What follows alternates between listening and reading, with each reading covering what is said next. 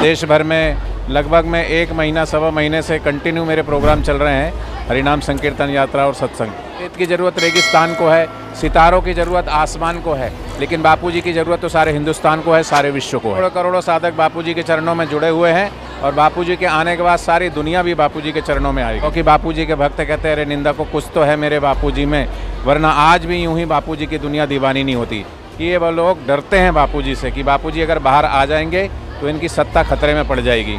इसी कारण से ये बापूजी को बाहर नहीं आने देना चाह रहे हैं। समाज के लोग भी जानते हैं बापूजी के ऊपर जो झूठा पोक्सो एक्ट लगाया गया है वो बिल्कुल निराधार है। हमारे बापूजी निर्दोष है और बहुत जल्दी हम सबके बीच में आएंगे। रेलवे स्टेशन पे खड़े हुए हैं, गोल्डन टेम्पल मेल में, मतलब रामाभाई जी मुंबई से मथुरा की ओर प्रस्थान कर रहे हैं। तो उनका यही कहना है कि जो भी संत आसाराम जी बापू पे आरोप लग रहे हैं उसमें जरा भी सच्चाई नहीं।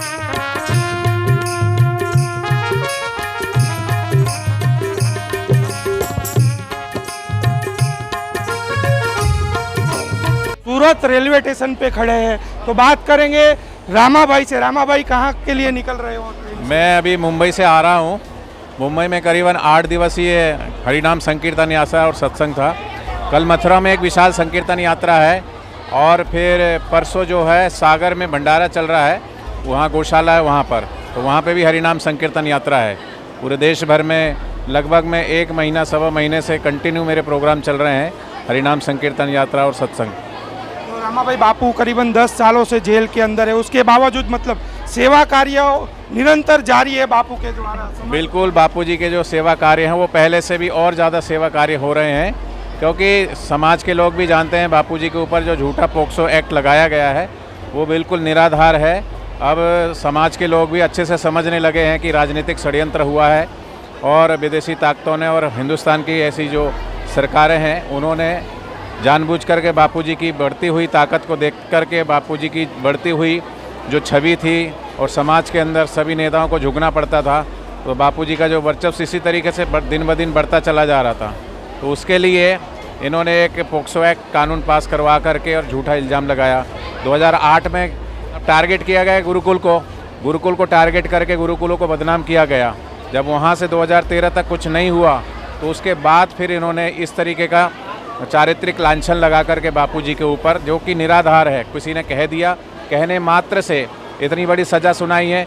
इससे साफ साफ झलक रहा है कि ये वो लोग डरते हैं बापूजी से कि बापूजी अगर बाहर आ जाएंगे तो इनकी सत्ता खतरे में पड़ जाएगी। इसी कारण से ये बापूजी को बाहर नहीं आने देना चाह रहे हैं।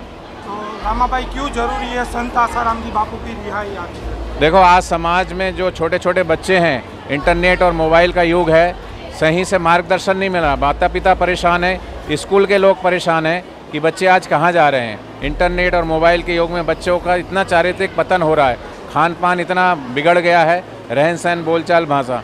तो बापूजी बाहर थे तो सत्संग के माध्यमों से बच्चों के अंदर संस्कार दिए जाते थे। बाल संस्कार 21,000 केंद्र बाल संस्कार केंद्र चलते हैं, युवाओं के लिए युवा सेवा संघ चलते हैं। बापूजी जब से गए हैं तो कुछ अब बच्चों को ना तो दीक्षा मिल पा रही है और ना ही उनको अच्छे से मार्गदर्शन मिल पा रहा है। तो इस कारण आज बापूजी के सत्संग की ज़रूरत युवाओं को भी है, बच्चों को भी है, बड़ों को भी है, देशवासियों को भी है और पूरे विश्ववासियों को। इसलिए मैं कहता हूँ रेत की ज़रूरत रेगिस्तान को है, सितारों की ज़रूरत आसमान को है, लेकिन बापूजी की ज़रूरत तो सारे हिंदुस्तान को है, सारे विश्व को है। क्या कारण है रामाभाई के इतने आरोप लगे, रात दिन टीवी चैनलों में चला, बापू को आजीवन कारावास की सजा हो गई, भक्तों की श्रद्धा नहीं टूट रही है, क्या कारण है? देखो, सच्चाई कभी छुप नहीं सकती, बनावट के उसूलों से खुशबू कभी आ नहीं सकती निंदा के। ये सदगुरु का दर है, मैं बोलता हूँ, यहाँ मनमानी नहीं होती। निंदा करने वालों ने चाहे कितनी भी निंदा करी, लेकिन बापूजी के भक्तों को कोई परेशानी नहीं होती, क्योंकि बापूजी के भक्त कहते हैं अरे निंदा को कुछ तो है मेरे बापूजी में, वरना आज भी यूं ही बापूजी की दुनिया दीवानी नहीं होती। बापूजी का ज्ञान, बापूजी का ध्यान, बापूजी का प्रेम सबको पता है, बापूजी की सच्चाई। इसलिए आज भी साधक डे 1 से ही बापूजी के चरणों में अपनी श्रद्धा, अपनी निष्ठा बनाए हुए हैं और इंतज़ार कर रहे हैं कि बहुत जल्दी हम सबको न्याय मिलेगा। हमारे बापूजी निर्दोष है और बहुत जल्दी हम सबके बीच में आएंगे। ऐसी उम्मीद को लेकर के सब साधक अपनी सेवा में, साधना में आज भी पूरी लगन से, निष्ठा से अपने अपने क्षेत्र के आश्रमों में जा कर के और अपने अपने क्षेत्रों में सेवाएं कर रहे हैं।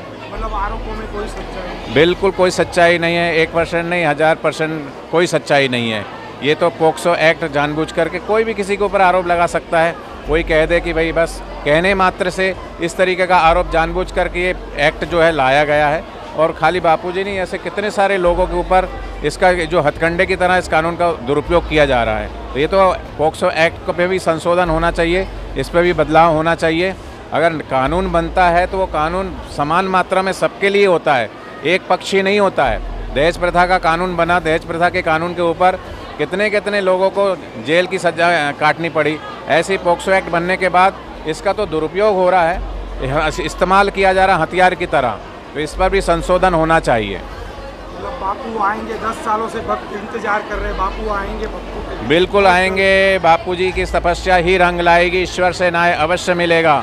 इतना कुप्रचार के बाद आज भी सब करोड़ों करोड़ों साधक बापूजी के चरणों में जुड़े हुए हैं और बापूजी के आने के बाद सारी दुनिया भी बापूजी के चरणों में आएगी। हरी सूरत रेलवे स्टेशन पे खड़े हुए हैं, गोल्डन टेम्पल मेल में मतलब रामाभाई जी मुंबई से मथुरा की ओर प्रस्थान कर रहे हैं। तो उनका यही कहना है कि जो भी संत आसाराम जी बापू पे आरोप लग रहे हैं उसमें जरा भी सच्चाई नहीं, और बापू भक्तों के बीच जल्द से जल्द आएंगे। कैमरामैन अंजनी के साथ नीलेश ठक्कर, सूरत रेलवे स्टेशन से, प्रेस की ताकत।